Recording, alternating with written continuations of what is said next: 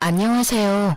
이거 말해야 하나 말아야 하나 엄청나게 고민한 끝에 사연을 보낸 42살 여자입니다. 아직도 저한테 있었던 일을 떠올리기만 해도 심장이 엄청 뛰고 식은땀이 나기 시작하는데요. 이 일은 저희 남편과 가족, 아주 가까운 지인 말고는 아무도 모르는 일인데 하도 답답한 나머지 사연을 보내게 됐어요. 저희 아가씨가 잘못된 사람인지 맞는지 확인해보고 싶은 마음과 조언을 듣고 싶은 마음에 사연을 보내보기로 결정했어요. 다른 시누이들도 이런지 확인해보고 싶은 생각이 들기도 해서 궁금증도 같이 풀고자 이 길고 긴 사연을 적게 됐네요.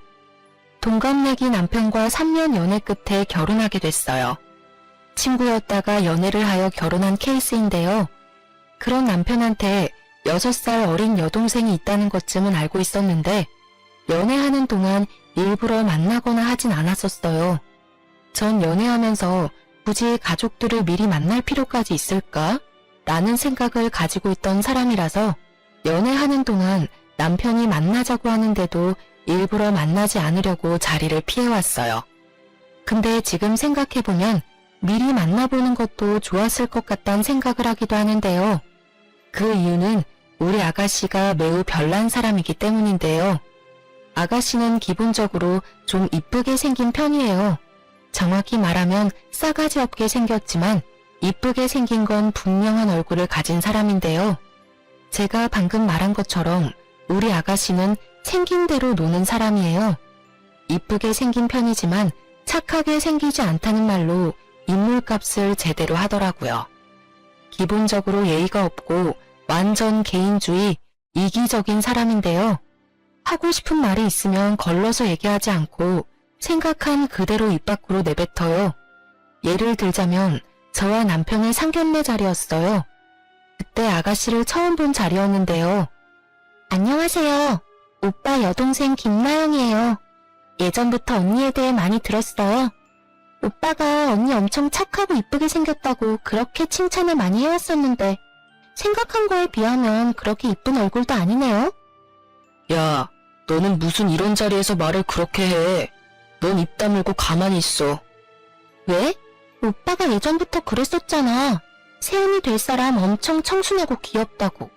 내 눈에는 막 귀엽고 그렇지는 않아서 하는 말이야. 오빠 콩깍지 제대로 씌웠구나?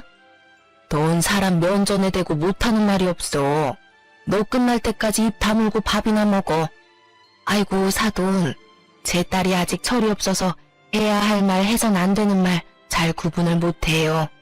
이렇게 중요한 자리에서 분위기 어수선하게 만들어서 죄송합니다. 세아가 내가 얘 대신해서 사과할게. 미안해. 아닙니다. 괜찮아요. 솔직하고 좋네요. 이렇게 기본적인 예의조차 없는 사람이에요. 이건 애교 수준으로 이제껏 엄청 많은 사건 사고가 있었는데요. 우선 아가씨에 대해서 몇 가지 말해보자면 방금 말한 그대로 싸가지를 밥 말아먹은 성격이고 게다가 한 번도 일해본 적이 없는 백수예요.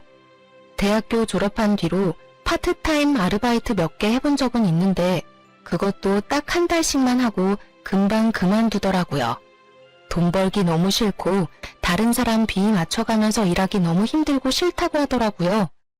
사실 저희 시부모님은 재력이 있으신 편으로 건물과 땅이 많으세요.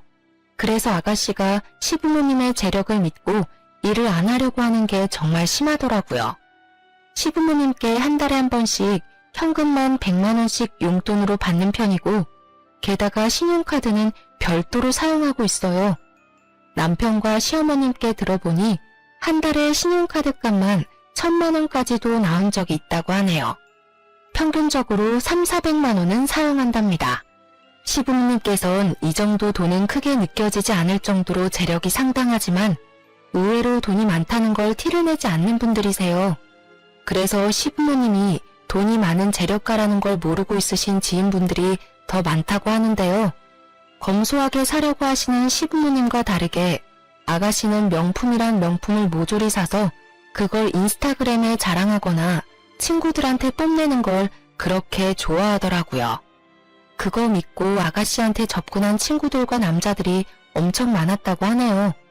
아가씨한테 빼먹을 수 있는 거 모조리 다 빼먹고 도망간 사람이 많다고 들었어요.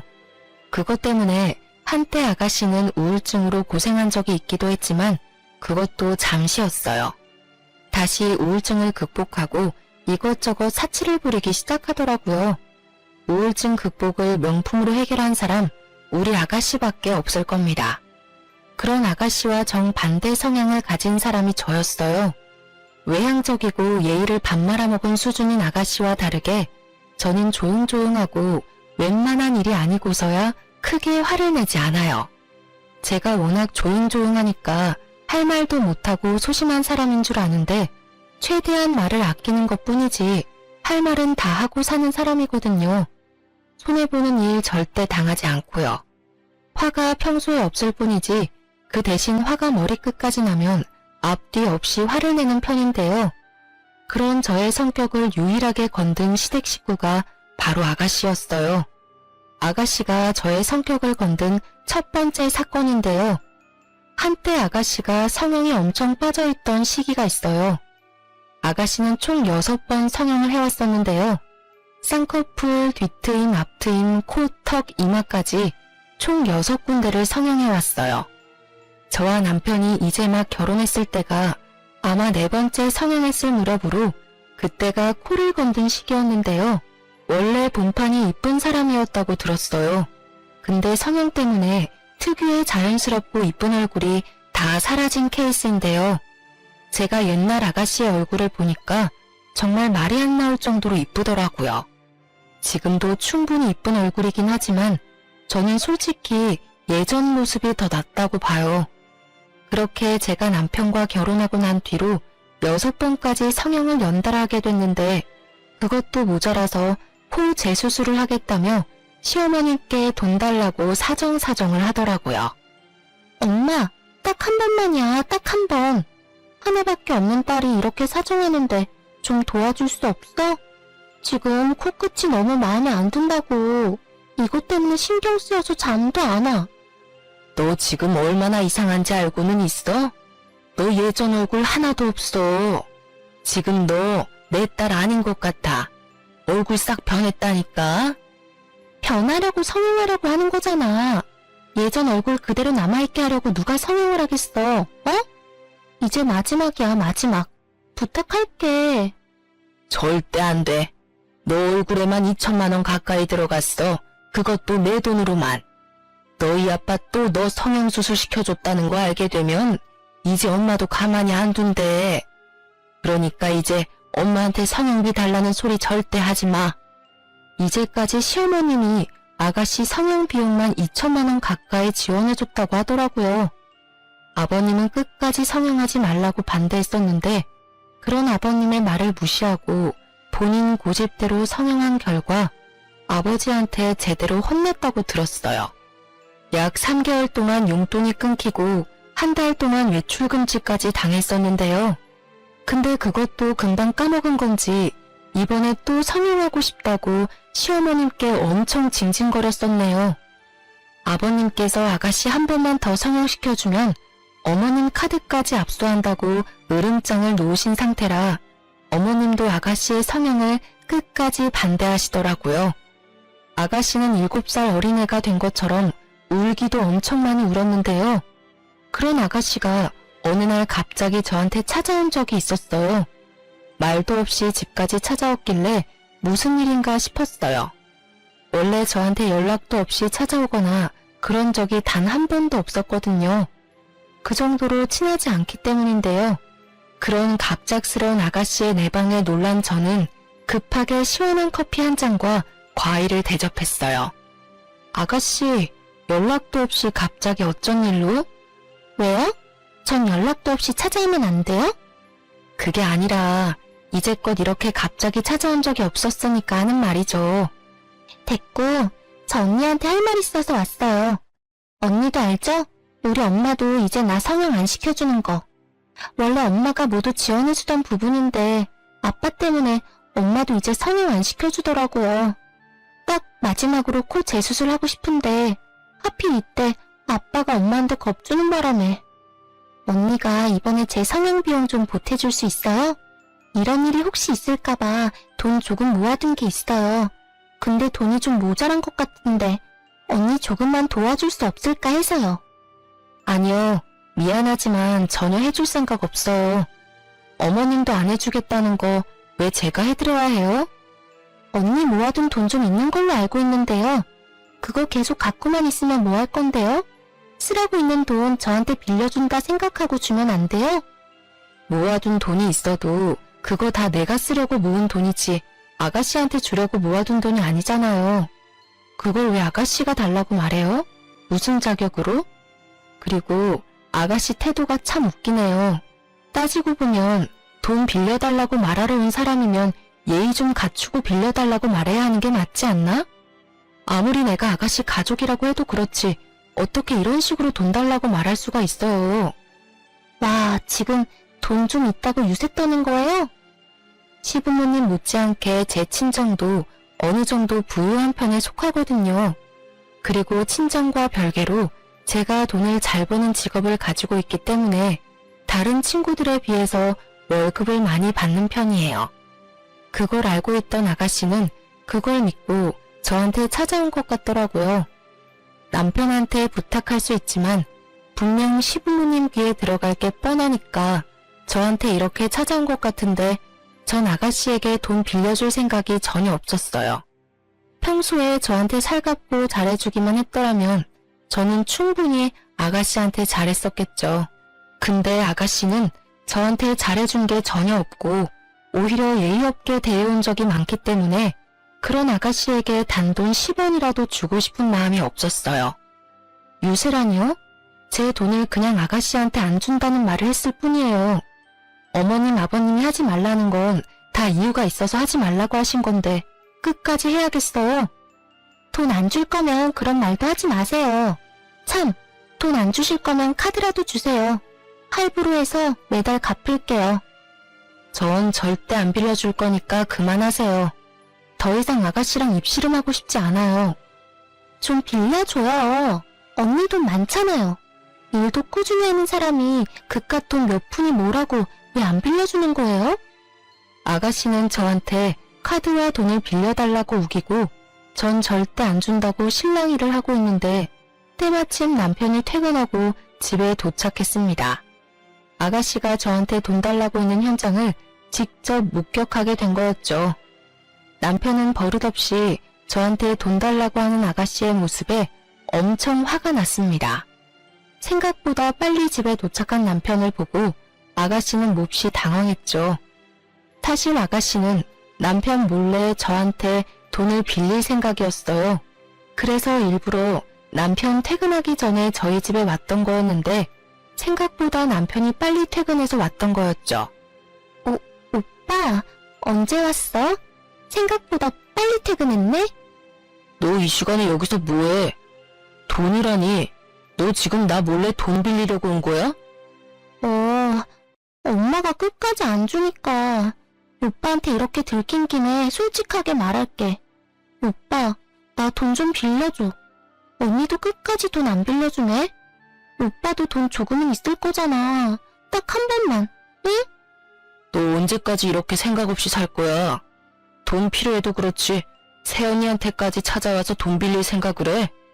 너 정말 철이 없어도 너무 없다. 너 당장 나가. 너 돈 때문에 이런 식으로 찾아오는 거 하나도 안 반가워. 당장 가. 돈 빌려줄 때까지 절대 안 가. 내가 평소에 오빠나 언니한테 돈 빌려달라고 부탁 잘 안 하잖아. 하나밖에 없는 동생이 돈 좀 빌려달라고 사정사정을 하는데 한 번쯤 빌려줄 수 있는 거 아니야? 돈 안 주면 집에 안 가겠다는 아가씨의 진상짓에 결국 시어머님을 불렀습니다. 아가씨는 거의 애처럼 울고 있던 중 시어머님은 식은땀을 흘리면서 저희 집에 급히 도착하셨어요. 야, 너 여기서 뭐 하는 거니? 미친 거 아니야? 아이고, 우리 며느리가 이 시간까지 쉬지도 못하고 내가 대신 사과할게. 너 당장 나와. 집에 가서 얘기해. 어머님, 아버님, 잠시 물 한 잔이라도. 아니야, 너 내일 출근해야 하는데 빨리 자야지. 나 이 계집애랑 얘기 좀 해야겠다. 시어머니께서는 아가씨의 머리채를 잡고 집으로 돌아갔습니다.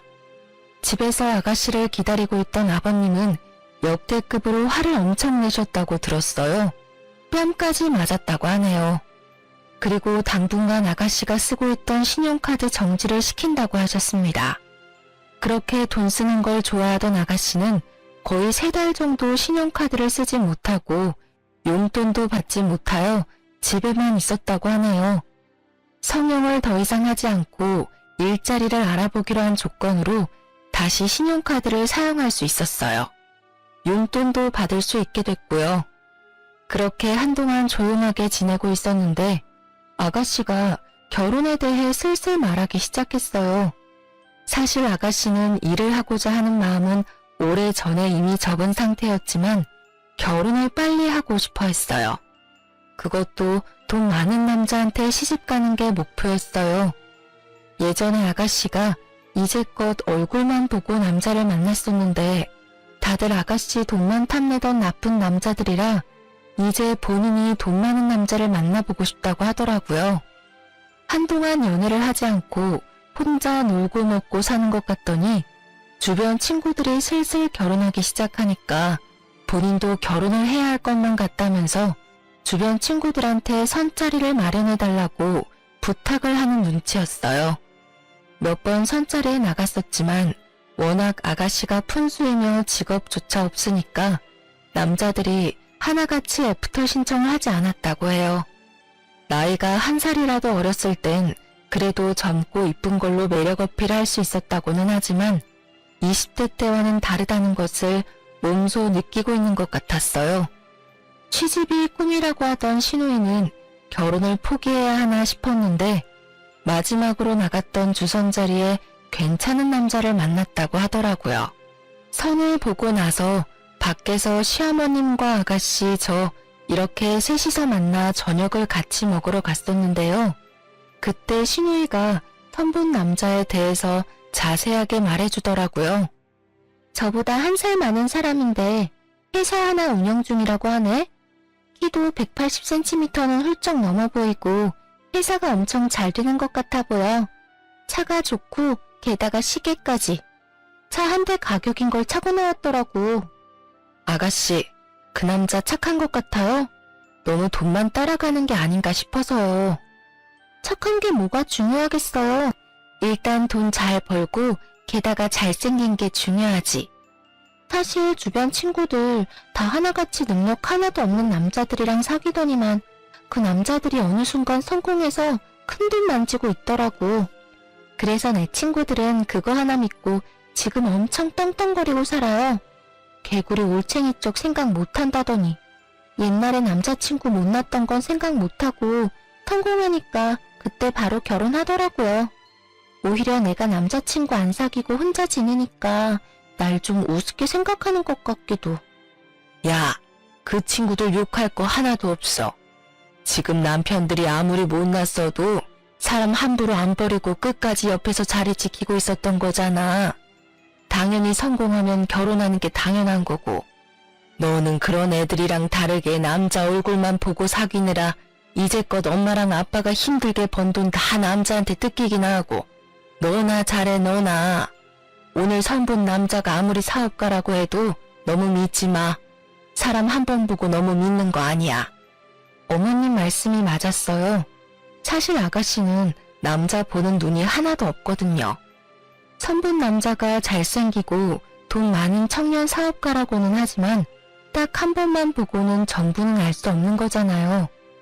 너무 믿지 말고 몇 번 더 만나보고 이 사람 괜찮다 싶을 때 연애하든 결혼하든 알아서 하라고 했더니 그런 어머님과 저의 말을 무시하고 벌써부터 결혼할 생각을 하더라고요. 남자 쪽에서도 아가씨가 마음에 들었는지 연애하자는 말을 하지 않고 결혼하자는 말을 은근슬쩍 했다고 했다네요. 그 말을 듣자 어머님은 좀 걱정이 됐지만 그래도 이렇게 보잘것없는 딸과 결혼해주겠다는 남자가 있을 때 어서 시집 보내야 되겠다는 생각을 하셨어요. 근데 아가씨가 결혼에 대한 생각이 강해질 때쯤 슬슬 돈에 대해 걱정을 하기 시작했어요. 아무래도 이제껏 일을 한 적이 없으니 당연히 모아둔 돈이 없잖아요. 그래서 어떻게 결혼 준비를 해야 하나 고민하는 것 같았어요. 시부모님은 결혼 비용 전액 지원해줄 생각이 전혀 없다고 했거든요. 일부만 지원해줄 뿐 그 이상의 비용은 절대 지원을 해주지 않겠다고 단호하게 말씀을 하셨어요. 아무리 결혼할 남자가 돈 많은 청년 사업가라고 해도 여자 쪽에서도 어느 정도 돈을 갖고 있어야 하는 게 맞다 보니 신우는 걱정이 많아 보였어요. 그런 아가씨가 금요일 저녁에 우리 부부에게 같이 밥을 먹자고 했는데요. 퇴근하고 같이 만나자고 하더라고요. 저와 남편은 회사가 가까워서 같이 만나 약속한 가게로 갔어요. 그렇게 같이 저녁을 먹으면서 아가씨가 만나자고 한 이유를 듣게 됐는데요. 언니, 오빠, 나 결혼하고 싶은 남자 있는 거 알지? 그 남자 절대 놓치고 싶지 않은데 내가 돈이 하나도 없잖아. 아빠랑 엄마가 7천만 원까지만 줄 생각이라고 그 이상은 절대 안 주겠다네. 딱 1억 채워서 시집 가고 싶은데 오빠랑 언니 돈 있으면 3천만 원만 줄 수 있어? 3천만 원이 땅 파면 나오는 돈인 줄 알아? 내가 그걸 왜 너한테 줘야 하냐? 그러니까 돈 좀 모으면서 살지. 그래도 너가 내 동생이고 오빠로서 아예 안 줄 수 없으니까 딱 1천만 원만 줄게. 그 이상은 안 돼. 맞아요. 3천만 원까진 못 줄 것 같아요, 아가씨. 우리가 1천만 원만 도와줄 테니까 아버님, 어머님이 주신 돈이랑 잘해서 결혼 준비 잘해봐요. 그럼 8천만 원밖에 없는 건데 그걸로 어떻게 결혼 준비를 하라는 거예요? 남자 쪽에서 이것저것 많이 해줄 것 같은데 요즘 집값이 얼마나 비싼 줄은 알고 있어요? 그걸 왜 저희한테 따져요? 그럼 이래서 돈 모아두지 그러셨어요. 이제까지 놀기만 해놓고 왜 우리한테 돈 안 주냐고 징징거리면 어쩌자는 건데요. 우리는 뭐 돈을 편하게 버는 줄 알아요?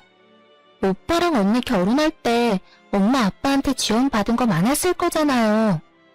우리 양가 부모님한테 지원 전혀 안 받았어요. 우리 부부가 이제껏 벌어놓은 돈으로 시작했고 지금 살고 있는 신축 34평 아파트도 열심히 돈 모은 덕분에 들어갈 수 있었고요. 우리가 다니고 있는 대기업 회사, 집 이런 거 운이 좋아서 이룬 게 단 하나도 없었어요. 우리가 서로 노력해서 이룬 결과라고요. 근데 아가씨는 모든 걸 다 편하게 얻고 싶은 거잖아요. 이 사람 말 틀린 거 하나도 없어. 그냥 이렇게 부모님이 어느 정도 지원해준다고 할 때 그걸로 결혼해. 그 돈도 절대 적은 돈 아니야. 남들은 그 돈도 없어서 결혼 못해. 우리 집에 시집와서 쥐뿔도 안 한 주제에 말만 잘하네. 아가씨, 방금 뭐라고 했어요? 제가 쥐뿔도 안 했다고요? 그렇잖아요. 언니가 우리 집에 시집와서 해준 게 뭐가 있어요?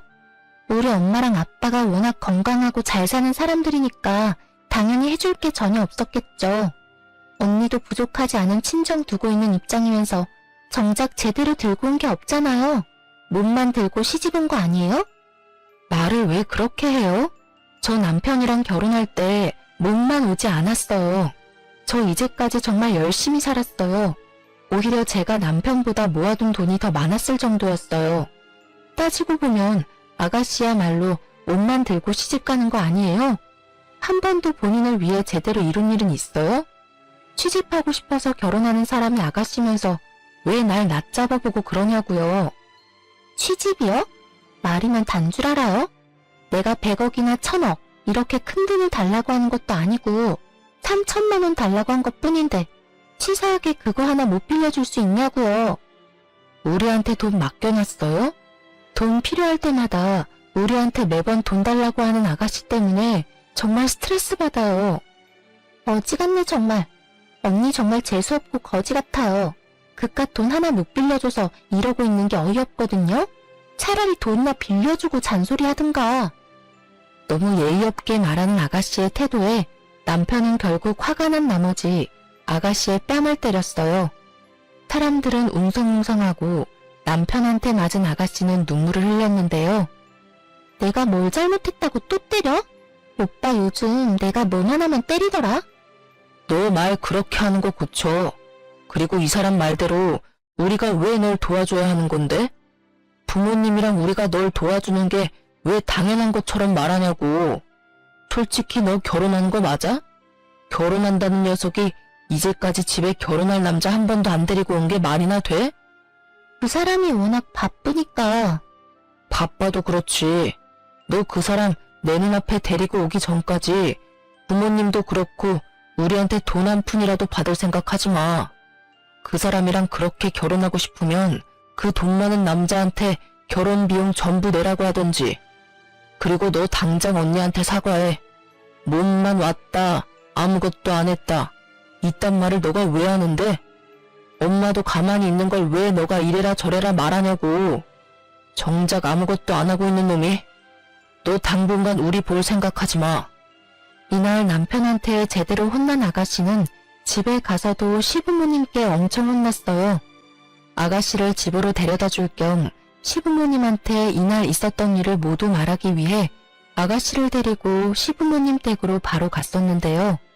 시부모님은 이날 있었던 일에 대해 전부 들은 순간 화가 엄청 나셨어요. 야, 너가 뭔데 오빠네한테 돈을 달라고 뻔뻔하게 요구를 할 수가 있어. 우리가 7천만 원 주는 것도 모자라다고 했다며? 이게 정말 정신이 어떻게 된 거야?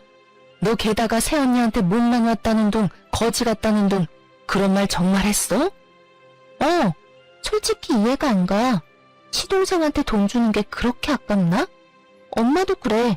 하나밖에 없는 딸이 시집 간다는데 고작 7천만 원밖에 안 줘? 너가 뭔데? 이제까지 엄마 아빠 돈만 축 내던 년이 7천만 원 받는 것도 감사하게 생각해야지. 지금 너가 더 거지 같아. 오빠는 장가 갈 때 우리 돈 하나도 안 가져갔어. 그리고 너가 몰라서 하는 말 같은데 너 새언니는 우리 집에 시집 올 때 나한테 명품 가방이며 용돈 쓰라고 2천만 원까지 줬던 사람이야. 절대 몸만 온 사람이 아니라고. 지금 이 나이에 부모님 도움 하나도 안 받고 사는 부부가 얼마나 많을 것 같아? 너 새언니 발톱 때만도 못한 인간이야. 그런 너가 새언니한테 그런 말 할 자격 전혀 없어. 엄마는 누구 편이야? 내가 죽는다고 해도 그런 말 할 거야? 결국 시어머님은 화를 참지 못하고 주방에 있던 가위로 아가씨의 머리카락을 듬성듬성 자르기 시작했어요. 결국 더벅머리로 슈컷이 돼버렸는데요. 항상 긴 생머리만 고집하고 머리에만 한 달에 100만 원 가까이 투자하던 아가씨는 이날 하도 울어서 탈수 증세까지 왔었어요. 곧 결혼을 앞두고 있는 아가씨 입장에서 당연히 놀랄 일이죠. 그런 와중에도 결혼 준비를 하려고 하던 아가씨에게 안 좋은 소식이 들렸는데요. 아가씨가 상견례 자리를 갖기 전 결혼할 남자친구를 우리에게 소개시켜준다고 자리를 마련하려고 했어요. 그렇게 저녁을 같이 먹기로 날을 잡았는데요. 같이 저녁 먹기로 한 당일 갑자기 아가씨한테 울면서 전화가 왔습니다. 놀란 우리는 서둘러 아가씨한테 갔는데요. 시댁에 도착하니 시아버님은 말없이 담배만 피우시고 시어머님은 침대에 누워서 시름시름 앓고 있었습니다. 거실 바닥에서 아가씨는 엉엉 울고 있었고요. 알고 보니 결혼 약속을 한 남자친구가 사기꾼이라고 하더군요. 청년 사업가라는 것은 전부 거짓말이었고 아가씨처럼 순진한 사람들만 꼬셔서 돈을 받아내던 사람이더라고요. 알고 보니 전에도 몇 명의 여자들과 결혼 약속을 잡아놓고 수천만 원씩 돈을 받아낸 뒤 잠수를 탔던 사람이었습니다. 다행히 아가씨는 부모님께 받기로 한 7천만 원 모두 사기당하진 않았지만 약 2천만 원 가까이 뺏겼다고 들었어요. 그래도 2천만 원이란 돈이 절대 적은 돈이 아니잖아요. 시부모님은 끝까지 속만 썩이는 아가씨 때문에 많이 지친 상태였어요. 아가씨는 결혼 사건 이후 한동안 쥐 죽은 듯이 지내는 듯 했어요. 시부모님도 화병까지 찾아올 정도로 많이 스트레스를 받아 했지만 좀 진정된 느낌이 들었어요. 이 시기에 전 임신하게 됐어요. 저희 부부가 아이를 너무 좋아하는데 결혼한 지 꽤 됐는데도 아이가 잘 생기지 않아서 그게 참 걱정이었는데요. 한동안 이런저런 일이 많았었기에 우리 부부도 그렇고 시부모님도 많이 지치고 우울했었는데 제가 임신을 한 덕분에 집안 분위기가 180도 확 달라졌어요.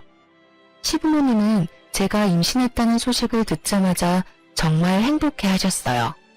시어머님은 눈물까지 흘리면서 절 꼭 안아주시기까지 했는데요. 아이 하나로 이렇게 가족 전부 다 행복해하는 모습을 보니 제가 다 기분이 좋았어요. 근데 정작 아가씨는 엄청 좋아하지 않았어요. 오히려 제가 임신한 게 반갑지 않은 눈치였는데요.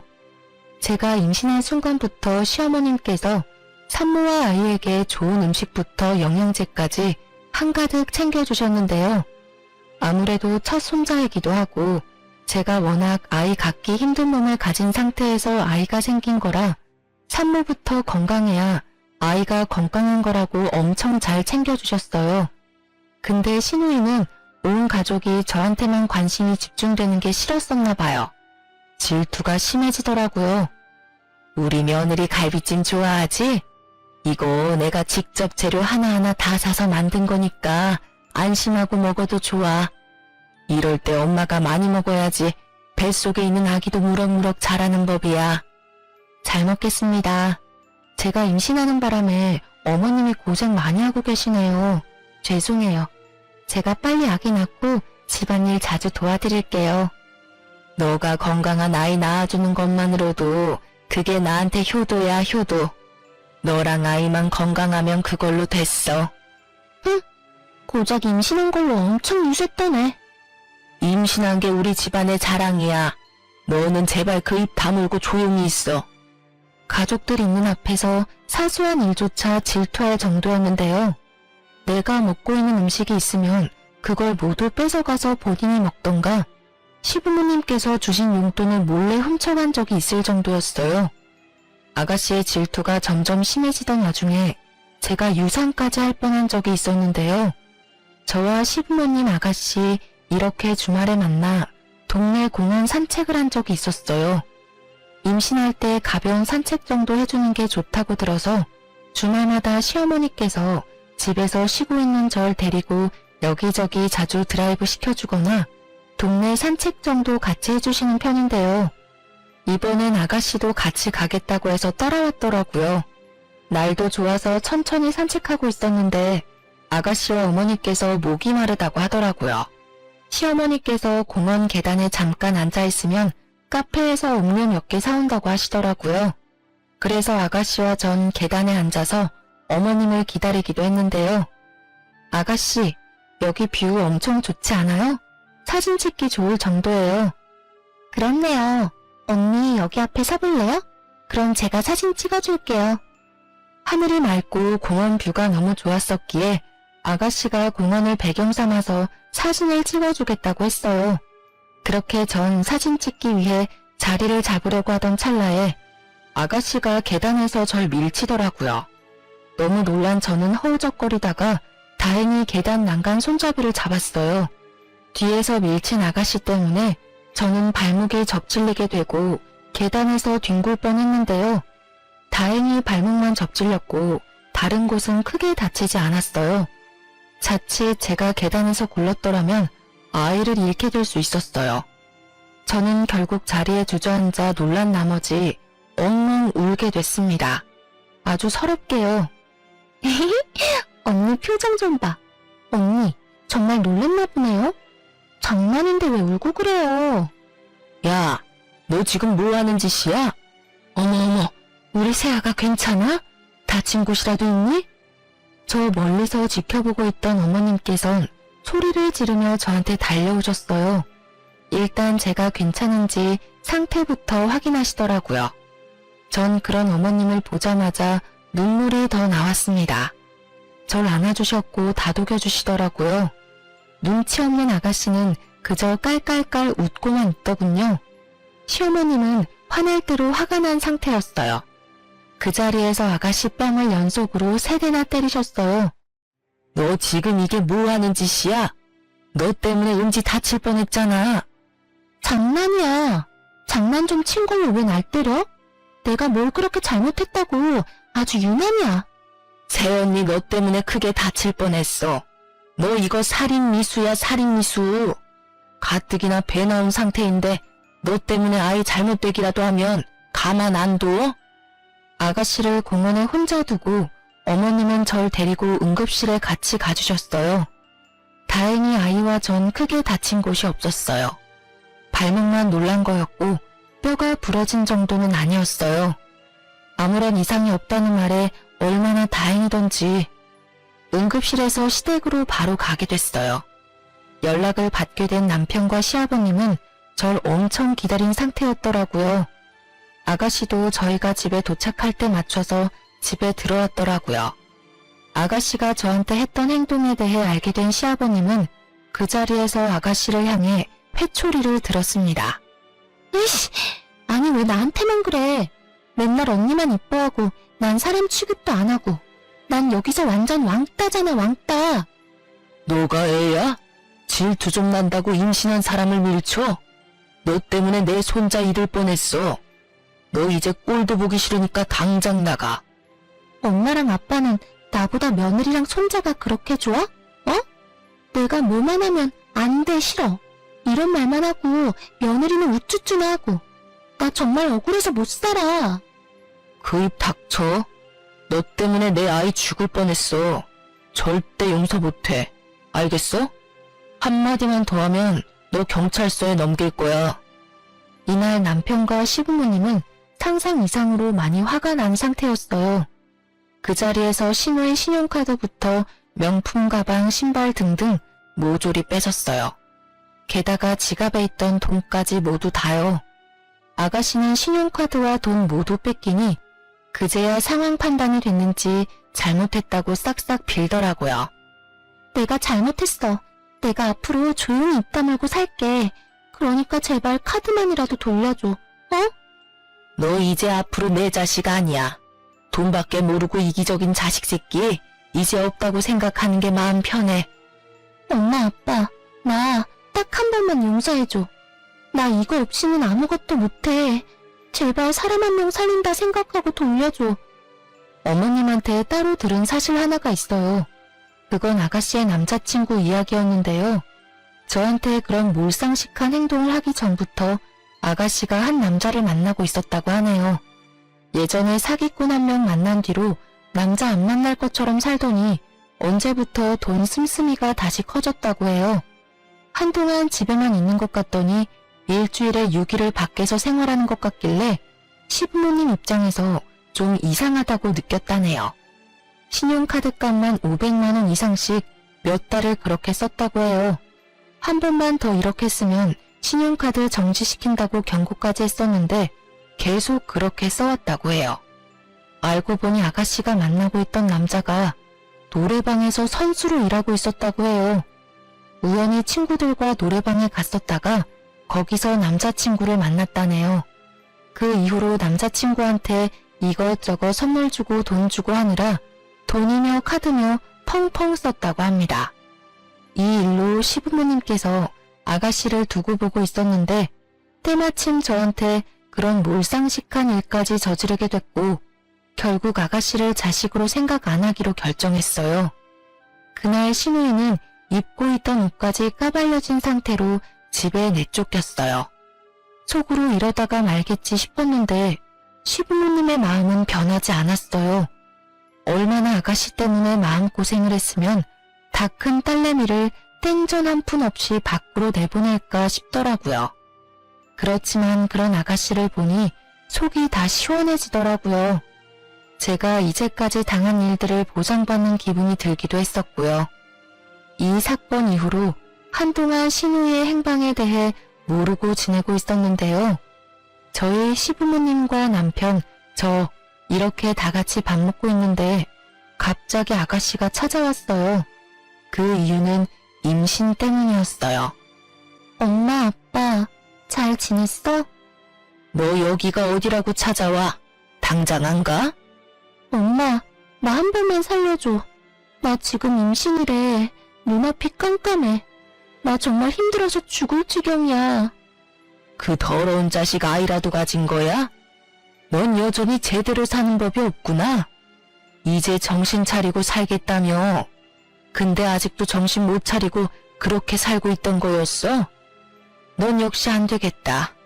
나 너가 임신을 했든 죽을 것 같든 이제 전혀 신경 안 쓰고 살련다. 나 돈이라도 빌려줘, 그럼. 나 앞으로 이 아이 혼자 키워야 할 것 같아. 근데 이 몸으로 일하기 너무 힘들어. 거지 같은 자식. 일도 제대로 못하고 아직도 돈이나 축내다니. 그건 너가 알아서 할 일이잖아. 넌 이제 내 자식 아닌데 내가 너한테 돈을 왜 주니? 앞으로 우리 집 근처에도 얼쩡거리지 마. 너가 죽는다고 해도 장례식 절대 안 가.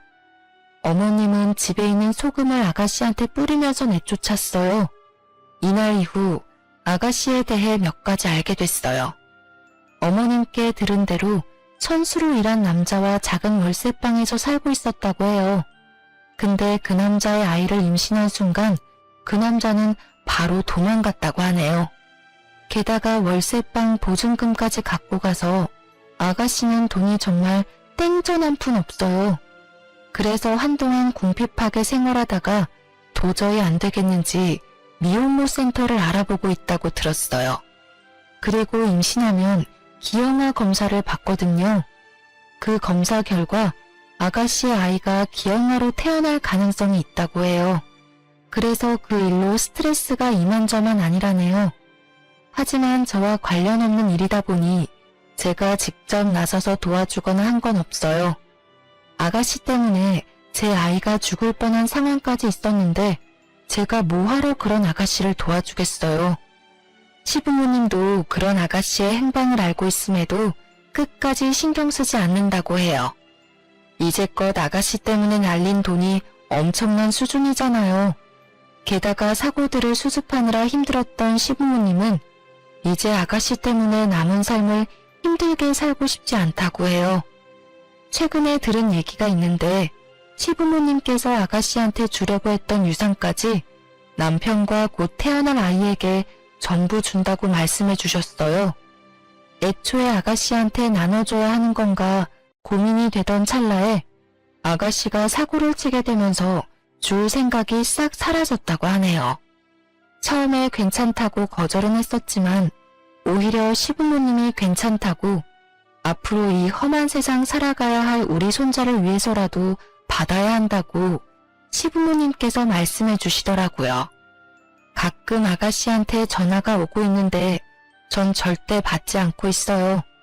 시어머님한테도 가끔 문자나 전화로 본인이 어떻게 살고 있는지 알려준다고 하는데 어머님은 절대 전화를 받지 않는다고 해요. 남편은 가끔 저한테 아가씨 때문에 고생시킨 거 너무 미안하다고 사과합니다.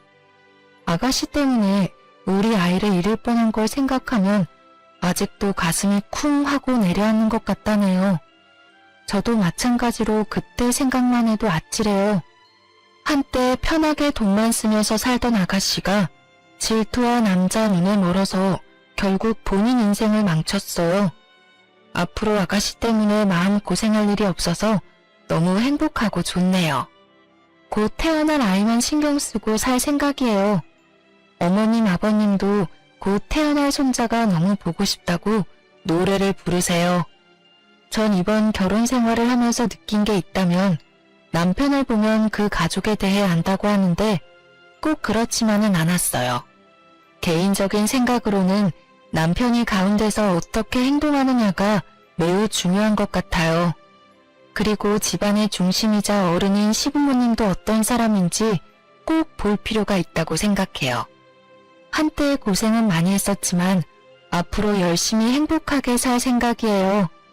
이제까지 저의 이야기를 들어주셔서 감사합니다.